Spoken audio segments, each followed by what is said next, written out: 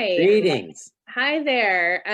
Thanks so much to NCheng and to Faison and Shivani in particular for inviting us to be here with you. My name is Christa Orth. I am co-principal of Wingo NYC. We are a fundraising and design consulting firm based in New York, but we work with organizations of all sizes all over the country and all over the world. One of the things that we do is we specialize in helping organizations, nonprofit organizations, diversify funding from individuals and major donors. And next year we're celebrating our 25th anniversary, which is so exciting. And yeah, we've worked with hundreds of organizations over the years through all types of financial conditions in this country. So, this year I'm going to turn it over to Doug in just a minute to introduce himself and to kick this off. But, this year has obviously produced a lot of different challenges for fundraising and bringing in income. But it's also presented some opportunities as well. So we're here to sort of lay out what some of those opportunities have been this year and hopefully for next year as well. So I'll turn it over to Doug. Thank you, Christa. Yes, thank you all for being with us today and for doing the good work of fundraising. I myself have been a fundraiser for almost 40 years, my entire career, and founded Wingo NYC, as Christa said, about 25 years ago. And, we have learned a thing or two along life's highway, which we'd love to share with you today. Today, we're really going to be focusing on, fundraising during the pandemic. What can you do? And what can you learn from us in about 15 minutes? So our first topic is new ideas and opportunities for support. Some of these you may have done already, but possibly not, but maybe it'll be good to hear them all at once. And so here goes. The first thing we're recommending, one of the many things, is reaching out to your corporate and foundation funders, especially your foundation program officers, checking in and picking their brain for connections and leads. These people know what their peers are doing at other foundations, someone who has a new pocket of money or someone who has, a lead or a link to someone who can be beneficial to you. So ask, don't not ask. Don't be afraid to reach out for major donor visits on Zoom. Many people are now more likely to sit down with us, with the ED and the board member or whomever over Zoom. They wouldn't have come to the Harvard Club or whatever, but they're at home, possibly retired, possibly bored, and might now be more amenable to our half-hour check-in call for solicitation, cultivation, or stewardship. Also, now is the time to do your major donor events virtually. We're doing virtual galas, but virtual donor cultivation events are also working very, very well. Again, maybe 30 minutes, maybe not an hour. Very similar format, essentially kind of a Q&A, those kind of things, but do it, see who self-selects. It's a new world, new format, new technology. Some donors will be more amenable to this kind of thing than, getting in the taxi and going to the rich person's apartment at 6:30 on Wednesday night on Park Avenue, and because they live in Brooklyn. Great for groups who have donors around the city, around the state, and around the world and the country. Don't not do that. I'm sure many of you have launched digital fundraising campaigns with e-blasts and social media, typically 6 months, 6 weeks length, sometimes prior to the virtual event, sometimes kicking off with the virtual event. I know we are all heading into year-end appeal season where we will launch our campaigns either on Thanksgiving the day before, the Sunday before. We're going to launch it on Giving Tuesday. We're not going to do Giving Tuesday because we feel that it's too noise. Whatever it is, virtual, our year-end campaigns are coming up. Christa's going to talk more about that later. Don't throw the baby out with the bathwater. If no reason not to do a virtual event. We pivoted very quickly in March, and since mid-March until tonight, we will have done 24 virtual fundraising events, and every single one of them hit their goal, and many of them exceeded their fundraising goal.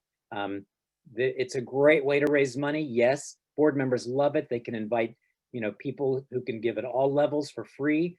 And, we really just can't say enough about virtual events. They draw people from all over. We're typically inviting people for free, not, no charge for admission. There's a run of show that's primarily pre-recorded. 95% of it is pre-recorded video. There's a live asker with a text to pledge or a text to give. Maybe a live MC, but most of the content is pre-recorded. Anyway, we're finding that 80% of the people who log onto your virtual event stay the entire time, and that 80% also are focused the entire time. The platforms can tell when you open another, another window, so be warned, keep that in mind.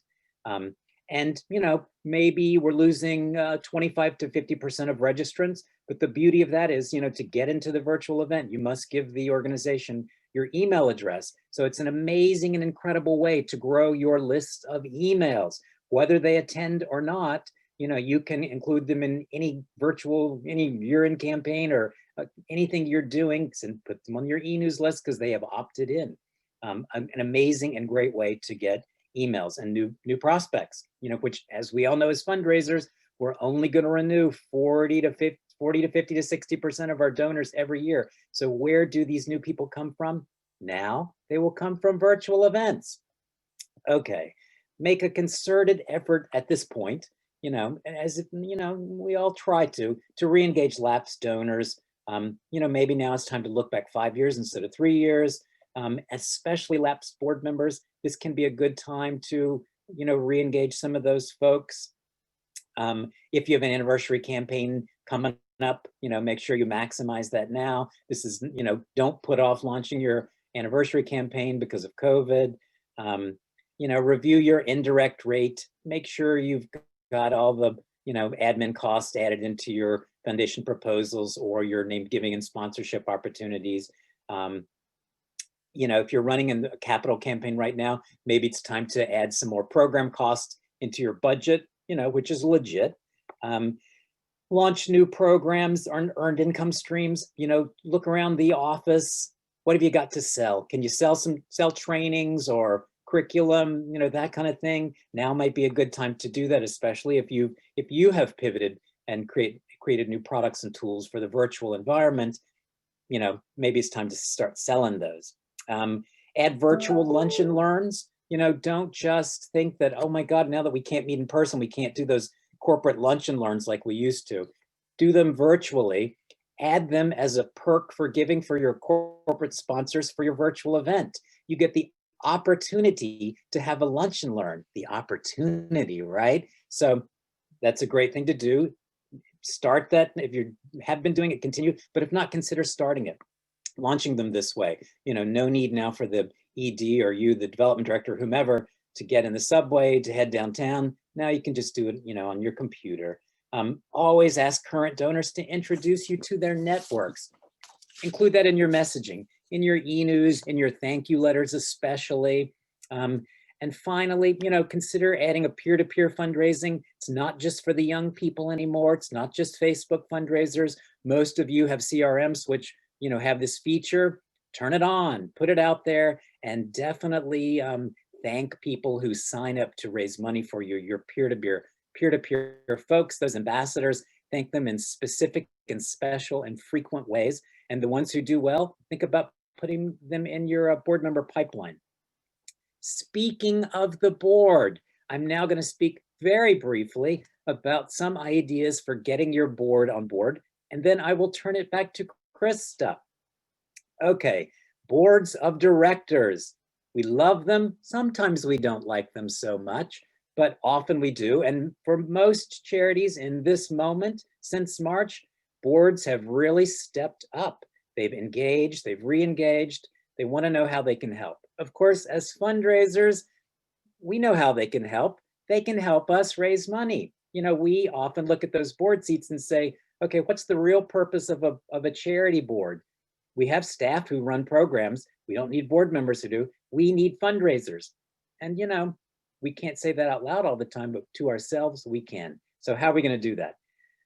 All right, making your board fundraising expectations more obvious. So many of us are too ginger. Oh, no, be direct, say what the give or get is, talk, just put it out there. What is your expectation?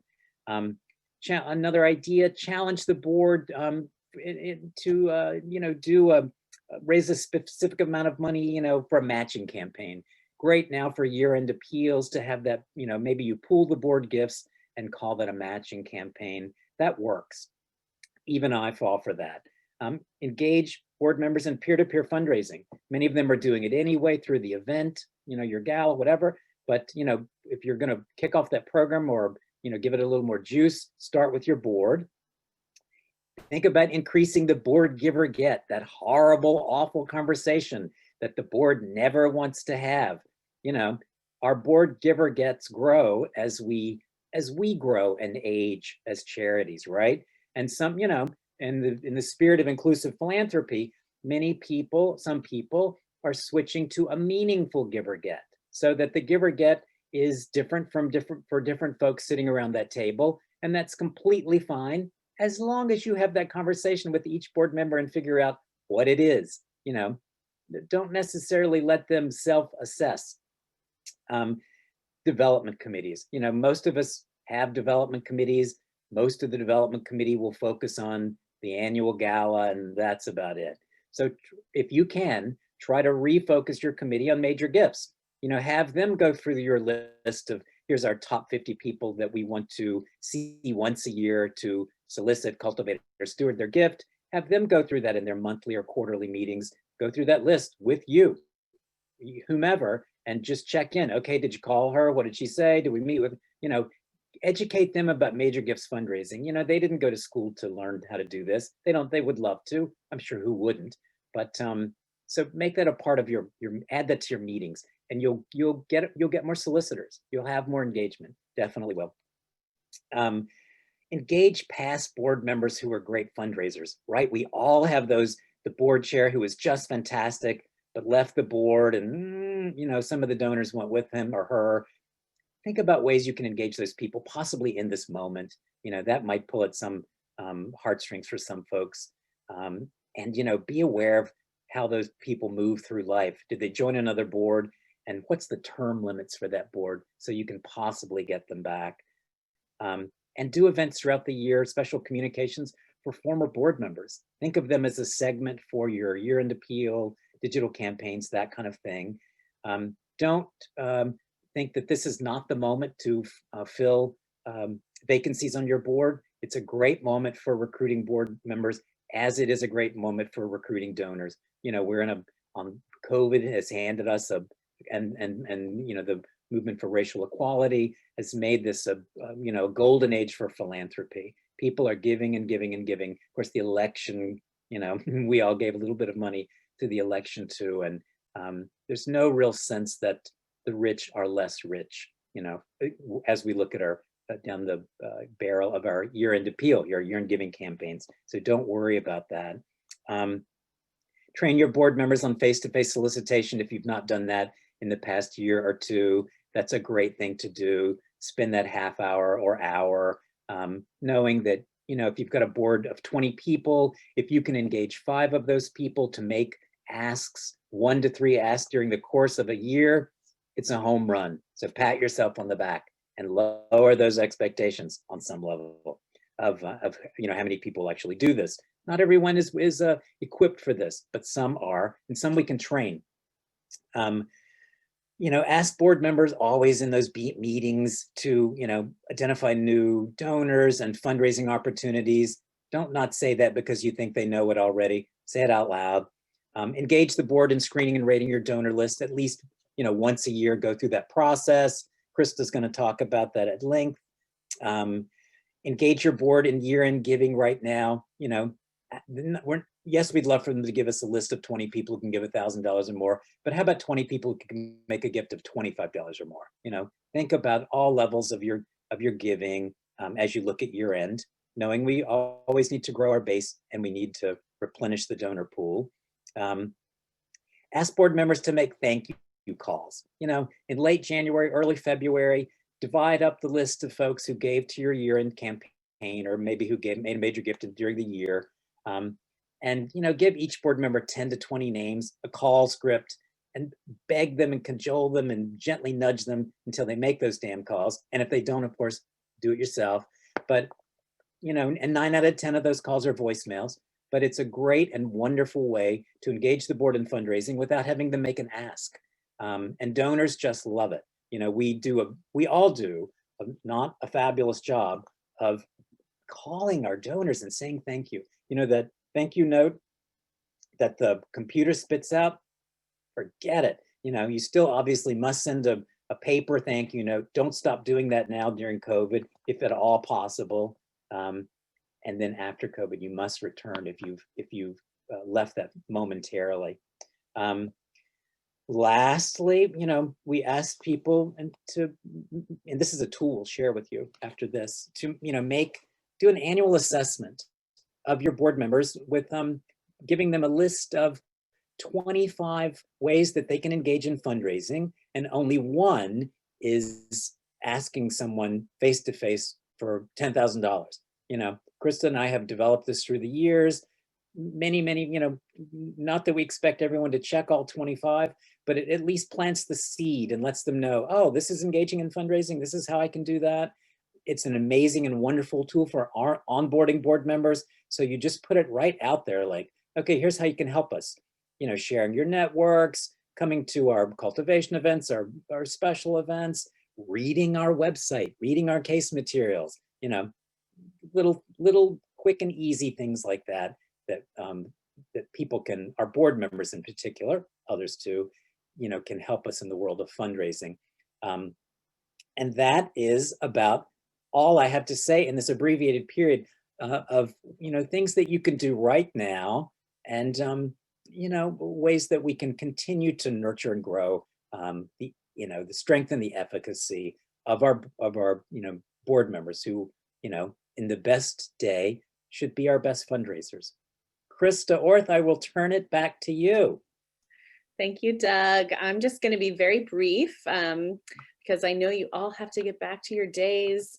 So just a few more tools to optimize fundraising right now and into 2021. You want to obviously always identify new potential donors. How does one do that? You can conduct competitor or peer organization research to check out the top donors of another organization that has a similar mission and geography to yours, and share the list with key staff and board members to take a look at to see if we have any connectivity. And then obviously you can start reaching out to those donors who have an inclination and a big capacity to give. As Doug mentioned, you want to engage your staff and board in screening and rating your donor list every once in a while. Take a look at your current and lapsed donors, maybe 3 years back, 3 to 5 years back, and see, see if those donors can, you can ask them to give more, to upgrade, to come back. You can also identify donors that can become board members, special event leadership, or folks that can introduce you to others through their network. You can clarify and update your donor messaging. The messaging to donors is very different now than it was a year ago.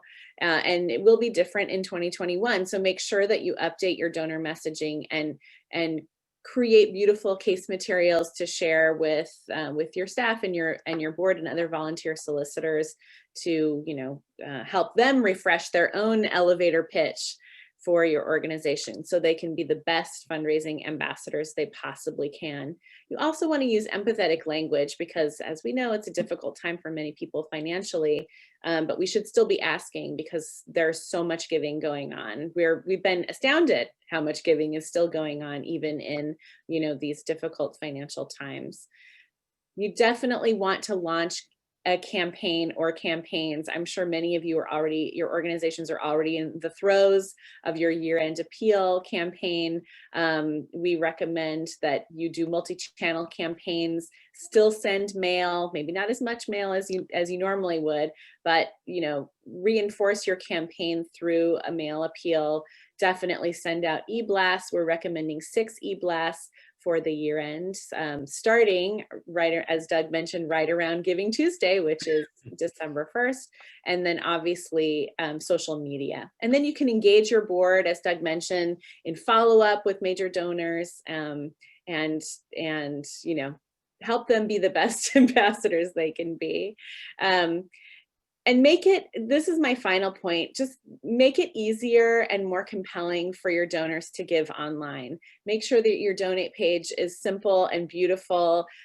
Make sure that the donate link is in a prominent place on your, in the right-hand navigation of your website on your homepage.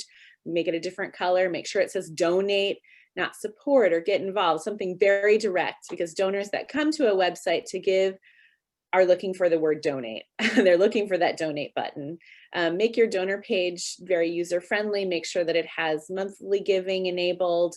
Make sure that donors are allowed to give anonymously. And then, finally, share your donate link frequently through social media and e-blasts and all of that. So that concludes our presentation about optimizing fundraising right now and into 2021. Thanks again to NCheng and all of you for having